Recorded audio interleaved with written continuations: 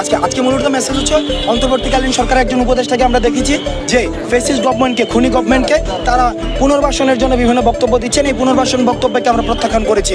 দ্বিতীয়ত, আন্তর্জাতিক অপরাধ ট্রাইব্যুনালে খুনি হাসিনাকে প্রধান আসামি করে এবং এই ফ্যাসিজমকে যারা এতদিন পর্যন্ত যারা এই ফ্যাসিজমের যারা হচ্ছে বেনিফিশিয়ারি ছিল তাদেরকে আসামি করে আন্তর্জাতিক অপরাধ ট্রাইব্যুনালে মামলা দায়ের করতে হবে। তৃতীয়ত, মিডিয়া কর্মীদের কাছে আমাদের আহ্বান থাকবে যারা এই ফ্যাসিস্ট গভর্নমেন্টকে এতদিন পর্যন্ত সার্ভ করেছে, টিকিয়ে রেখেছে, বিভাজনের রাজনীতি বিদ্যমান করে যারা এই ফ্যাসিস্ট গভর্নমেন্টকে সেবা দিয়েছে, তাদের খবর যেন প্রচার করে মানুষকে বিভ্রান্ত করা না হয়, সেই জায়গাতে জনগণ আমরা মিডিয়া কর্মীদেরকে আহ্বান জানিয়েছি।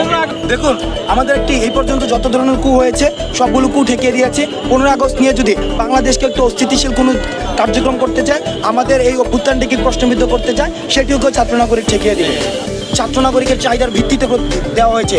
আমরা দেখেছি আমাদের যে বাংলা ব্লকেট কার্যক্রম, শাটডাউন কার্যক্রম, আমরা দেখেছি যে রিমেম্বারিং দ্য হিরোজ কার্যক্রম, মার্চ ফর জাস্টিস কার্যক্রম, যত ধরনের কার্যক্রম, পরবর্তীতে আমাদের 1 পয়েন্ট মুভমেন্ট, স্বৈরাচার পতনের যে আন্দোলন, সেটি কিন্তু দেখা গিয়েছে কি লং মার্চ যেটি ছিল 5ই আগস্ট, এই লং মার্চ এগুলি কিন্তু ছাত্রদের, নাগরিকদের, সমাজের সব ক্লাসের মানুষের চাহিদার ভিত্তিতে কিন্তু দেওয়া হয়েছিল।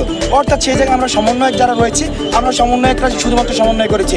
আরেকটি জিনিস যদি আপনারা দেখেন, সেখানে আমাদেরকে যখন উঠিয়ে নিয়ে যায় তখন কিন্তু যাত্রাবাড়িতে, উত্তরাতে, বাংলাদেশের বিভিন্ন জায়গায় কিন্তু সমন্বয়ক ছাড়াও কিন্তু আন্দোলন হয়েছে।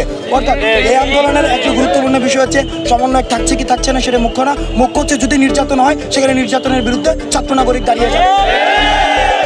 এই ছাত্র নাগরিক যদি চায় যে আমাদের মধ্য থেকে রাজনৈতিক পলিটিক্যাল অ্যাপ্রোচের মধ্য দিয়ে রাষ্ট্র পুনর্গঠন সম্ভব, পলিটিক্যাল অ্যাপ্রোচের মধ্যে দিয়ে রাষ্ট্র সংস্কার করতে হবে, তাদের যদি দাবি থাকে, সেক্ষেত্রে সেটি নিয়ে আমরা পরবর্তীতে ছাত্র নাগরিকের মতামতের ভিত্তিতে আমরা ইতিবাচক সিদ্ধান্ত নেব।